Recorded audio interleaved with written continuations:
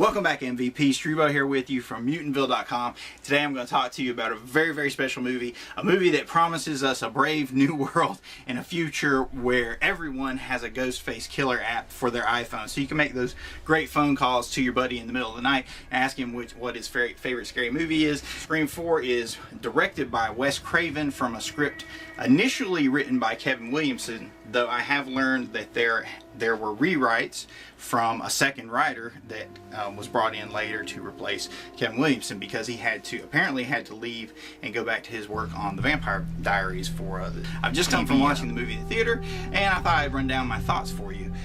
Scream 4 is the latest in the series, which I've always kind of considered an American Giallo series, much like Brian De Palma's Dressed to Kill, and that it's basically the tale of a black glove killer, and the audience is trying to figure out who the killer is from amongst the group of people that are presented to us. I guess it's not too terribly different from any other kind of mystery movie out there, but it's the way I've always looked at it. It's not just a straightforward hack and slash movie, but there's a little bit of mystery up to the end. Scream 4 tells the story of Sidney Prescott's return to Woodsboro and her reunion with her old friends there that survived the original Woodsboro massacre. She is now an author, a celebrated author, and a former victim.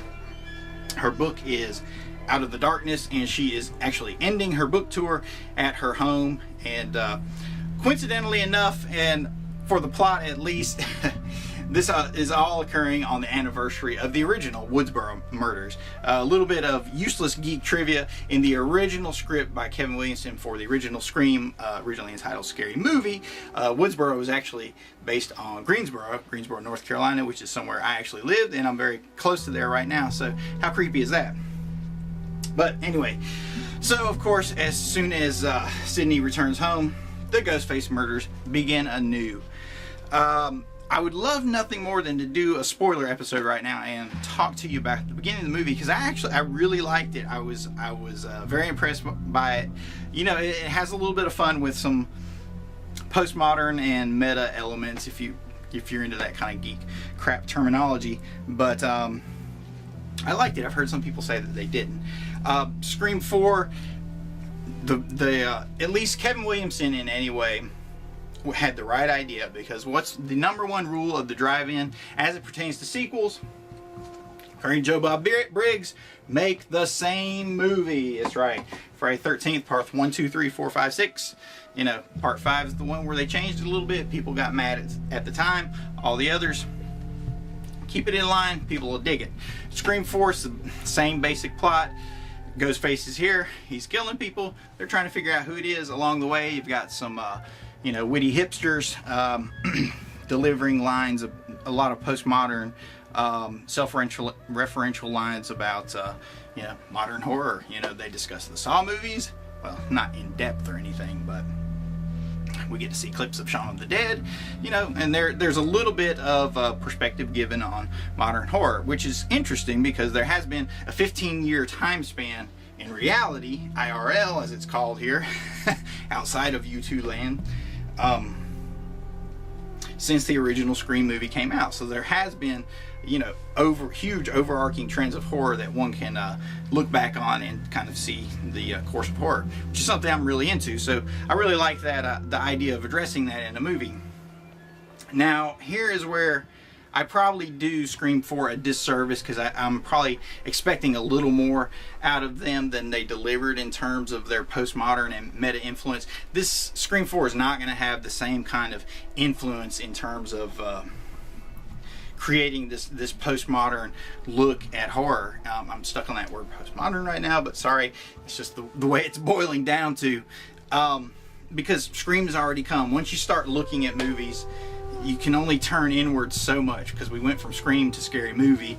Once you go to Scary Movie, you really can't go back. So Scream 4 does its best to try to keep up with Scream, but it can never really be new and innovative in the way that the original was.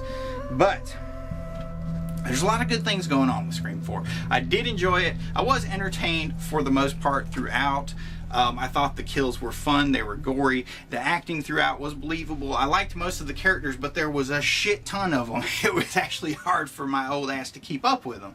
I mean, I was starting to feel like I needed a roadmap, almost like in Wes Craven's most recent and but very less than stellar effort, My Soul to Take, where there's just a ton of characters in the damn movie, and I was having a hard time keeping up with every one of them. But luckily 3 of them are from the previous Scream movie, so even I know how to follow them. But other people we had involved. Oh, Anna Paquin makes an appearance. Kristen Bell. Of course, Neve Campbell, David Arquette returns as Dewey, who's now sheriff. Courtney Cox is Gail Weathers Riley now. Apparently she's retired from the reporting business. We also have Emma Roberts as the cousin, Jill Roberts. Rory Culkin was the other geek, Charlie. Of course, we have an appearance by Anthony Anderson from the Scary movies. He was in at least 1 or 2 of those, wasn't he? And seeing him made me think of the Scary movies right away, and I thought, oh man, I don't know if this was a good idea to cast him or not, because it threw me right out of the movie at that moment. And of course, Adam Brody, who just had to be given a role as well. But got a lot of things going on there. You know, it's all about the plot, and we try to keep this spoiler free. They basically followed the structure of the first movies. You know, you have the girls killed at the beginning. You know, the friends talk about it at school. You have the reporters try to figure it out. You know, you have the geeky film kids that know all the rules and try to talk about that for the audience, so they bring the audience up to speed on the rules. And you start, as a viewer, you start to think about, well, how are they going to try to subvert these rules and get around them? And of course, you have the big party. You have we still have the movie within a movie, Stab. The Stab series is represented. It actually plays a really big part in the movie, which I really liked.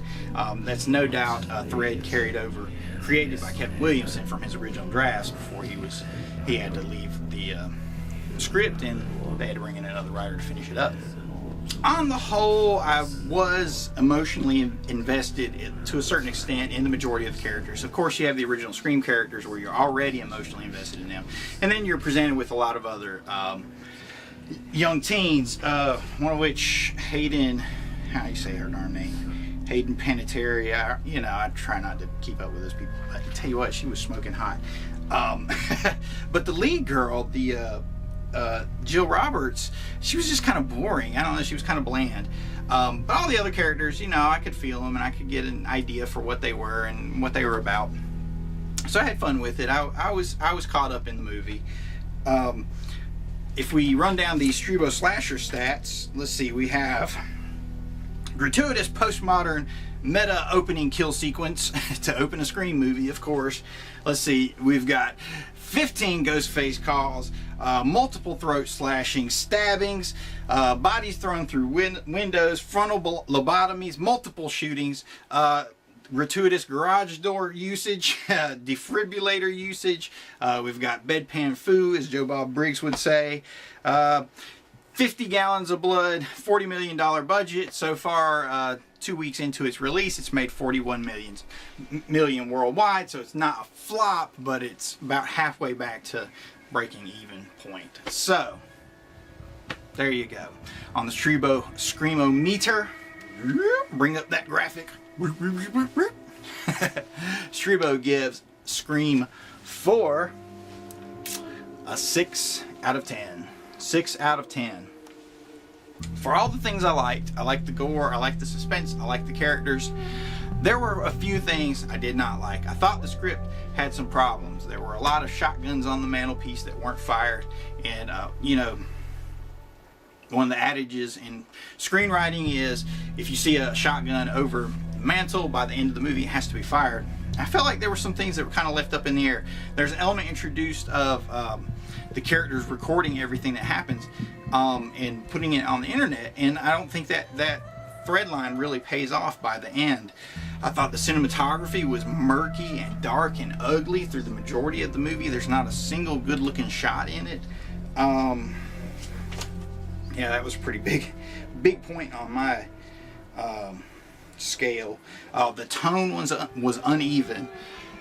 there were times when scares were set up well, but then laughs and jokes were mixed in, and once that happens, you release the tension that's built up through the scares, and you throw that joke in there, and it deflates all the tension from the scares, and you're kind of left with nothing afterwards. And that happened a few times, and I can guarantee you those scenes were part of the rewrites from the second writer, because that's what happens when the creator, the originator of an idea, a world, a script, leaves, and you have someone else come in and start writing it. I mean, no doubt they were just looking for places to add some. Well, here's some, I can add a funny line here.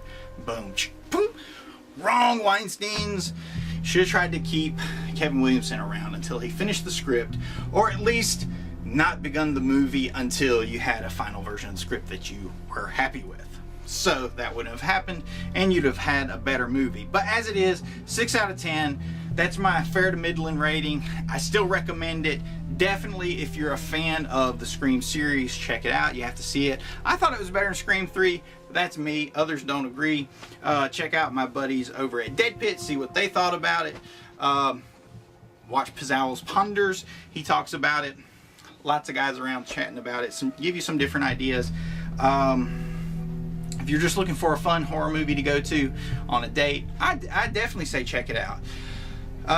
The movie will work even if you're not a diehard continuity geek that knows all the characters and everything, because that was always a flaw with the Saw series, and at least Scream 4 doesn't have that. If you've never seen the first 3 movies, you can still watch it and enjoy it, and you'll kind of get the same feeling. Perhaps you'll be a little more underwhelmed at the ending than I was, but yeah, I thought the script should have been better. Definitely check it out. Thanks for watching. As always, this is SCRE4M from MutantVille.com. Doing my best to bring you reviews on the latest movies out there, save you some time, save you some money, or point you towards a good time. A lot of great things going on.